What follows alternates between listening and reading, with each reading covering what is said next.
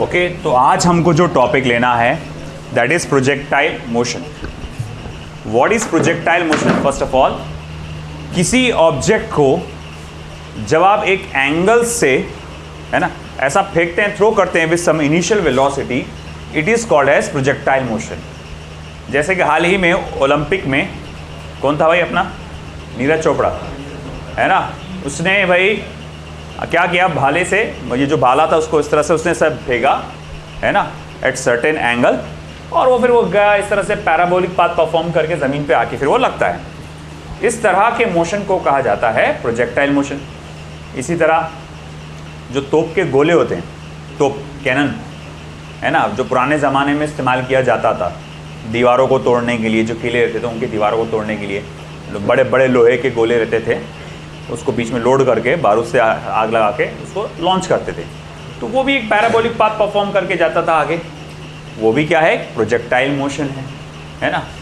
Even आपका जो plane है, जब प्लेन एक बॉम्ब ड्रॉप करता है, देखो रॉकेट अलग है, बॉम्ब अलग है। रॉकेट में पीछे लगी रहती है आग जो उसको आगे भगाते रहती है, बॉम्ब को सिर्फ आप ड्रॉप कर देते हैं, ऐसा है ना।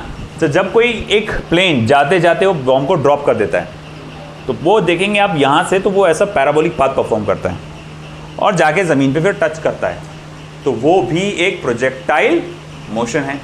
इवन खुद आप कोई छत पे रह के कोई चीज़ को ऐसा फेंक रहे हैं, है ना, छत पे खड़े रह के क्या, ज़मीन पे खड़े रह के क्या, तो वो भी एक क्या है, प्रोजेक्टाइल मोशन ही है। तो मैं यहाँ लिखूंगा what is projectile motion. When a body is projected with some initial velocity, जब कोई बॉडी प्रोजेक्ट किया जाता है with some initial velocity, bracket में लिखूंगा मैं u, at certain angle with horizontal is called as projectile motion। इसको हम लोग कहते हैं प्रोजेक्टाइल मोशन। अब ऐसा है कि हम लोग देखते हैं दो टाइप के प्रोजेक्टाइल मोशन होते हैं जो हमको स्टडी करना पड़ता है।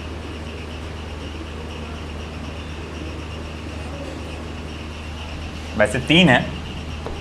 पहला, ग्राउंड टू ग्राउंड, यानी कि ऑब्लिक, जिसको आप कह सकते हैं oblique projectile motion. Second, air to ground, जिसको आप कह सकते हैं हॉरिजॉन्टल प्रोजेक्टाइल मोशन। और तीसरा आएगा projectile on N inclined plane, projectile on an inclined plane।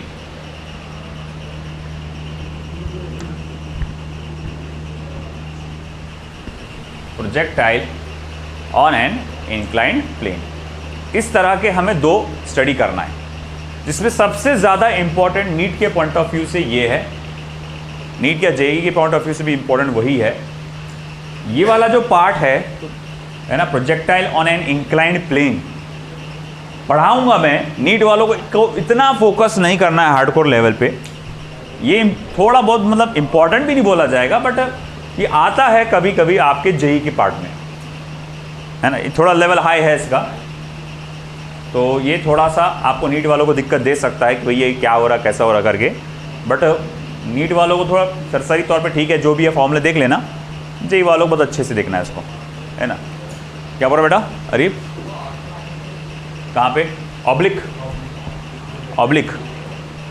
तो अब हमारा पहला फोकस जो हो रहा है, फर्स्ट फोकस हम लोग जो करेंगे, first part, that is ground to ground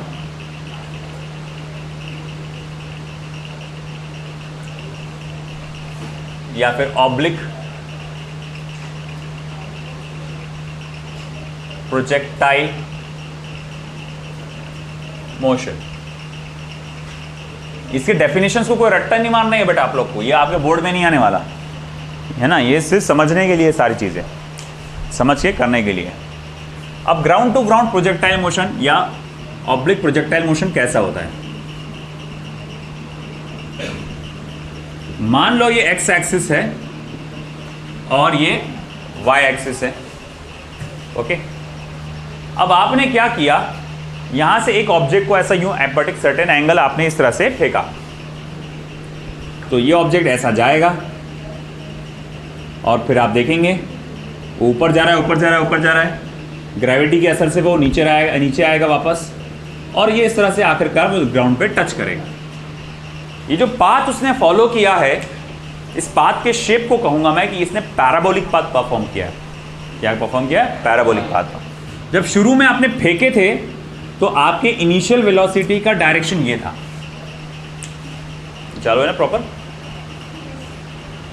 जब आपने इसको थ्रो किए थे, आपका डायरेक्शन ऐसा था, आपने ऐसा फेंके थे कि भैया हम उसको उधर उसको मारेंगे जाके, है ना, सामने कोई चीज़ उसको मारेंगे। मगर ग्रेविटी ने अपना असर दिखाई, उसका डायरेक्शन चेंज करी, वो ऐसा जाने के बजाय थोड़ा सा नीचे बेंड हुआ, बेंड हुआ, बेंड हुआ, बेंड हुआ, बेंड हुआ, और फिर उसके बाद, है ना, धीरे धीरे इस तरह से नीचे आके इधर गिर गया, टच कर गया। जब आप देखो, जब आप उसको ऐसा फेंकते हैं, मान लो ये डायरेक्शन है इनिशियल वेलोसिटी का, ये डायरेक्शन है आपका कौन सा? इनिशियल वेलोसिटी का। तो आगे बढ़ते वक्त उस पर दो फोर्सेस लगते हैं। बोले कौन कौन से फोर्सेस? मुझे पहले तो ये बताओ, इसका मोशन जो है सिर्फ वर्टिकल है, सिर्फ हॉरिजॉन्टल है, या वर्टिकल भी है और हॉरिजॉन्टल भी है? वर्टिकल भी है और हॉरिजॉन्टल, मतलब ये ऊपर भी जा रहा, आगे भी जा रहा है कि नहीं? तो जब वो ऊपर जाता है तो ग्रेविटी अपना असर दिखाती है और ग्रेविटेशनल फोर्स नीचे लगता है, जो उसे ऊपर जाने से रोक रहा है कि नहीं? तो मतलब ऊपर जाते जाते उसकी स्पीड क्या होंगी? फिर कम होंगी, क्योंकि नीचे खींच रहे ना आप उसको।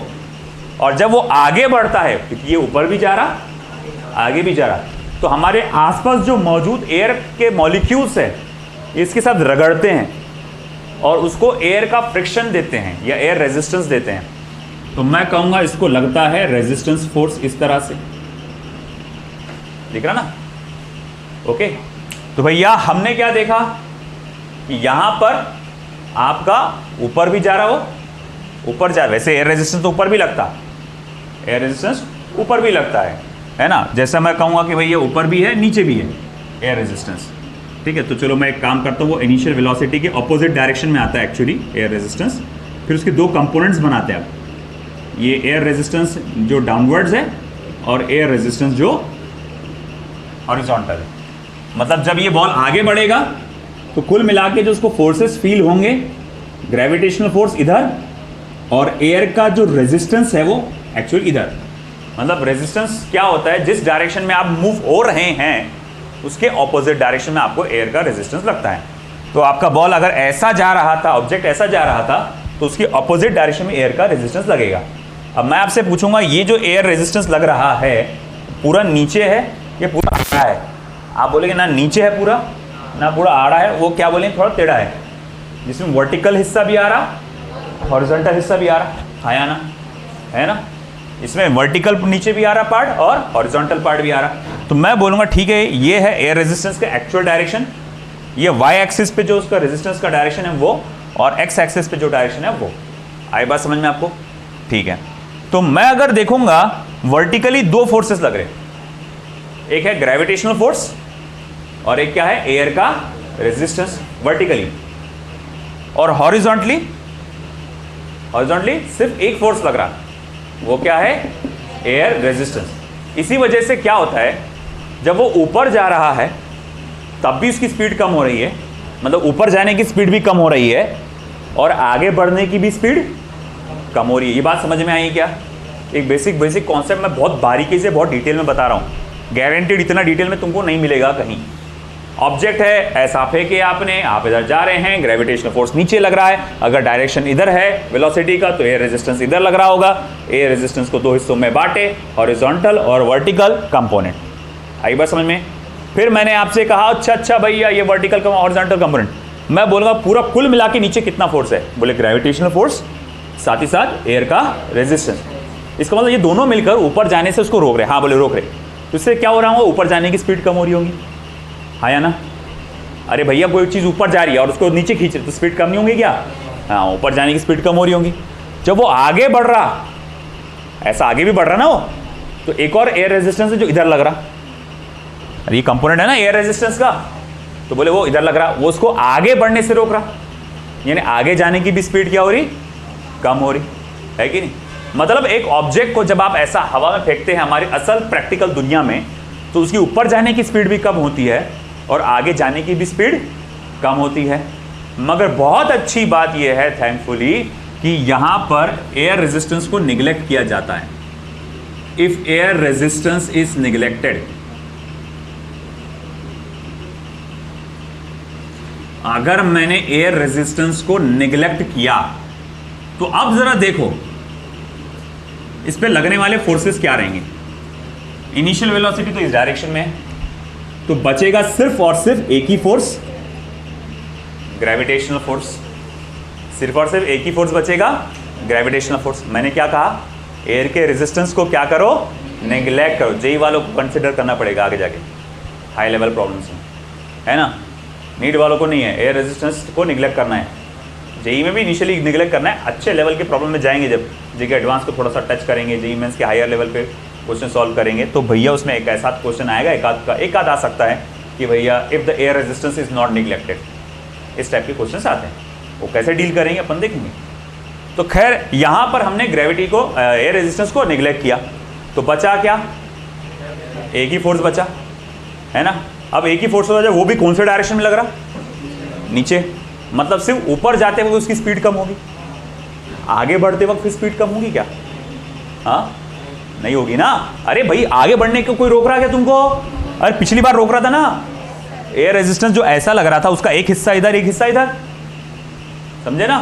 तो बोले भैया अब आप क्या बोलेंगे? आगे बढ़ने से भी रोक रहा था, ऊपर जाने से भी रोक रहा था, तो ऊपर जाने की रफ्तार भी कम कर रहा था, आगे बढ़ने की रफ्तार भी कम कर रहा था, है ना? तो भाई ऊपर जाते वक्त भी रिटार्डेड मोशन था, आगे बढ़ते वक्त भी रिटार्डेड मोशन था, हाँ या ना?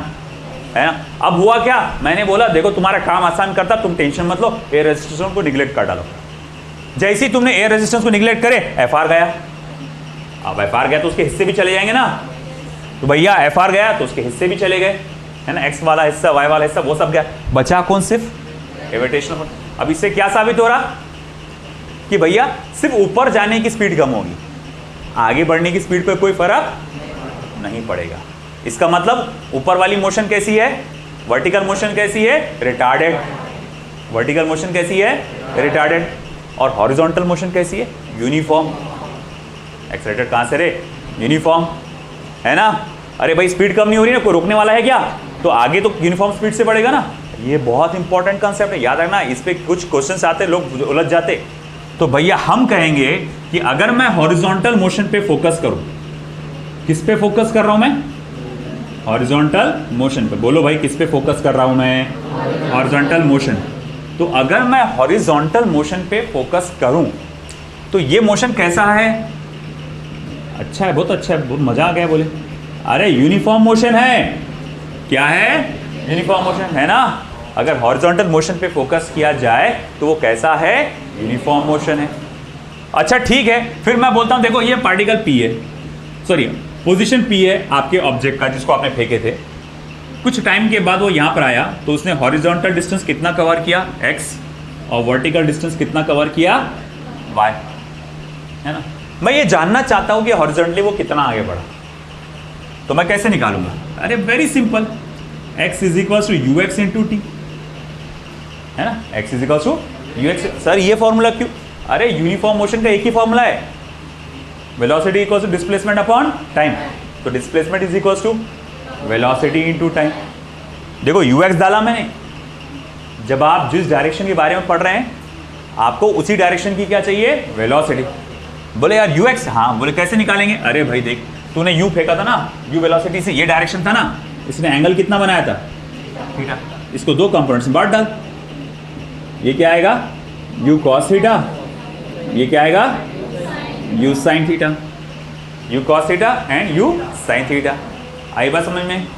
तो अब हमने क्या कहा कि अच्छा फिर आगे बढ़ने की रफ्तार कितनी है, यू कॉस थीटा। आगे बढ़ने की रफ्तार कितनी है ना। अरे भाई मैं बोलूँगा, देख ये जा रहा, मान ले 10 मीटर पर सेकंड की रफ्तार से ऊपर जा रहा, ऐसा जा रहा, टेढ़ा टेढ़ा। मैं बोलूँगा ये ऊपर जा रहा कि आगे जा रहा, आप बोलेंगे सर ऊपर भी जा रहा आगे भी जा रहा है ना, ऊपर भी जा रहा आगे भी जा रहा। अब देख ये वाले लॉन्च को देख, ये ऊपर भी जा रहा आगे भी जा रहा, ये वाले लॉन्च को देख, ये भी ऊपर जा रहा और आगे भी जा रहा, मगर ये ज़्यादा तेज़ी से ऊपर जा रहा और आगे कम तेज़ी से जा रहा। और ये एंगल ऐसा कर रहा मैं तो ज़्यादा तेज़ी से आगे जा रहा, ऊपर कम तेज़ी से जा रहा है ना।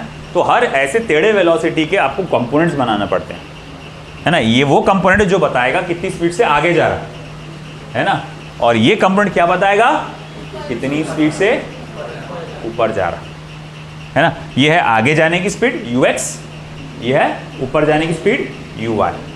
तो मैंने कहा कि ठीक है, तो डिस्प्लेसमेंट का फॉर्मूला क्या बनेगा, u cos theta into T. चलो ये मेरे पास पहला फॉर्मूला है। इस फॉर्मूले से मैं ये निकाल सकता हूँ कि आपका ऑब्जेक्ट इतने इतने टाइम में कितना आगे जाएगा, है ना। अगर कोई रॉकेट को, या रॉकेट तो बोलना गलत हो जाएगा, किसी बॉल को या बॉम्ब को या कैनन से यानी तोप से किसी गोले को फेंकते हैं आप, और आप बोलते हैं 2 सेकंड में कितना आगे जाएगा, तो तुम पहले तो ये देखो कि तोप में से निकलता हुआ गोला कितनी स्पीड से निकला था, यानी यू कितने एंगल पे सेट था वो, है ना, थीटा एंगल पे सेट था, कितनी देर के बाद पूछ रहे, टाइम टी के बाद, है ना। ये वैल्यू डाल दो, आपका आंसर निकल जाएगा। अब ये पूरा स्टडी हो गया किसके बारे में, हॉरिजॉन्टल मोशन के बारे में। अब हम स्टडी करेंगे वर्टिकल मोशन के बारे में। जब आप स्टडी करते हैं वर्टिकल मोशन के बारे में, है ना, अब मुझे बताओ वर्टिकल मोशन कैसा होता है, रिटार्डेड। अरे जब आपने बॉल को ऊपर फेंके थे या ऊपर जब जा रहा था उसकी स्पीड क्या हो रही थी, कम हो रही थी, तो भैया ये रिटार्डेड मोशन है। और कैसा रिटार्डेड मोशन है, यूनिफॉर्मली लगातार उसकी स्पीड कम हो रही है और सिंगल वैल्यू से। बेटा अब्दुल्ला ध्यान दे, लगातार उसकी स्पीड कम हो रही है और एक ही वैल्यू से कम हो रही है, 9.8 9.8 9.8 9.8, है ना। तो मैं कहूँगा ये एक रिटार्डेड मोशन है। चलो ठीक है, लिख देता हूँ से, रिटार्डेड मोशन है। और एक्सेलरेशन अलोंग वाई एक्सिस इसका क्या रहेगा बेटा, -g, है ना। अब अगर ये एक रिटार्डेड मोशन है, मैं ये जान निकालना चाहता हूँ ऊपर कितना डिस्प्लेसमेंट कवर किया होगा उसने, y की वैल्यू क्या होगी इसकी, ये y की वैल्यू कितना ऊपर तक गया, तो उसके लिए मैं क्या यूज़ करूँगा, बोलो। अरे एक्सेलरेटेड मोशन और रिटार्डेड मोशन में कौन से इक्वेशंस का यूज़ करते, नाम क्या है इसका, बोलो जोर से बोलो, काइनेमेटिकल इक्वेशंस। आरओ का चुल्लू भर पानी देता मैं, डूब मरो उसके अंदर, है ना। इस बार आरओ का दे रहा, अगली बार यहां नाली का दूंगा। अरे कितनी बार बोला, एक्सेलरेटेड मोशन और रिटार्डेड मोशन में इक्वेशन कौन से यूज होते हैं, काइनेमेटिकल इक्वेशन। वो 3 kinematical equation, x is equal to ut plus half of at square, accelerated में v equal to u plus at, v square is equal to u square plus twice ax। हाँ, retarded में एक जगह minus आया, expression plus की जगह minus आता, तो लगेगा क्या, काइनेमेटिकल इक्वेशन। इधर ध्यान दे, काइनेमेटिकल इक्वेशन। अब अगर काइनेमेटिकल इक्वेशन लगेंगे तो हमें प्लस ऊपर रिटार्डेड मोशन है और इसमें डिस्प्लेसमेंट निकालना है। मैं बोलूँगा देखो कौन सा वाला इक्वेशन लगेगा फिर आपका kinematical equation, y equals to ui into T minus half of gt square, ये वाला फॉर्मूला लगेगा।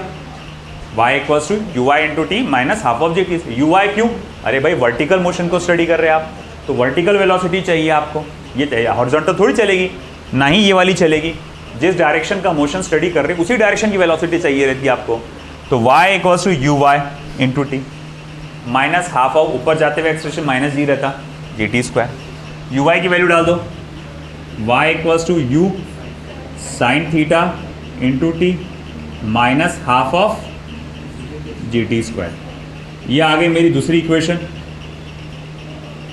ना, वर्टिकल डिस्प्लेसमेंट की equation number 2, U sine theta into T minus half of G T square.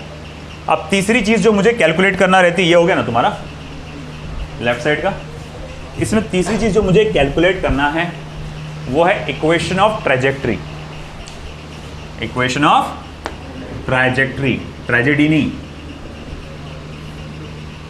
अब बोले भैया इक्वेशन ऑफ ट्रेजेक्ट्री कैसे calculate करेंगे?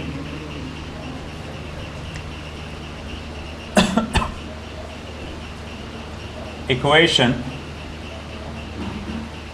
Of trajectory, equation of trajectory कैसे कैलकुलेट करते हैं याद है? मैंने लास्ट टाइम बताया था, है ना। टी की इक्वेशन वैल्यू एक इक्वेशन में से निकाल के दूसरे इक्वेशन में डाल दो। अब यहां से टी निकालना बेवकूफ़ी रहेंगी, सिंपल यहां से निकालो, उधर डाल दो। देयरफॉर फ्रॉम 1 and 2, है ना, y equals to U sine theta multiply by T की वैल्यू क्या लिख सकता हूं मैं? x upon U cos theta, x upon U cos theta minus half of G T का स्क्वायर, टी यानी कि X square upon U square cos square theta, है ना। अब देखो बेटा क्या हुआ, ये u और ये u क्या हो गया? कैंसर। y इक्वल्स टू फिर क्या रहा? x टेन थीटा माइनस जी x square upon twice U square cos square theta, है ना। ये मेरे पास फाइनल इक्वेशन आ गई, जिसको हम लोग कहते हैं इक्वेशन ऑफ ट्रेजेक्ट्री। बहुत ज़्यादा इंपॉर्टेंट इक्वेशन है, अच्छे से याद रखना आपको ज़रूरी है। देखो इक्वेशन क्या है, y equals to x tan theta minus ji x square upon 2u square cos square theta. फिर से बोलो, एक्स टेन थीटा माइनस जी x square upon 2u square cos square theta. Once again, x tan theta minus जी x square upon 2u square cos square theta. एक और बार, x tan theta minus जी x square upon 2u square cos square theta. ठीक है, ये equation हर हाल में तुमको याद होना ज़रूरी है ना। लंबा चौड़ा निकालने में टाइम जाएगा अगर तुम कैलकुलेट करना सोचेंगे, मैं हम कैलकुलेट करके ला लेंगे सर। अरे इसी पर तुमको प्रॉब्लम आ गया डायरेक्ट, तो कैसा करेंगे तुम फिर, है ना। चलो लिखो फिर,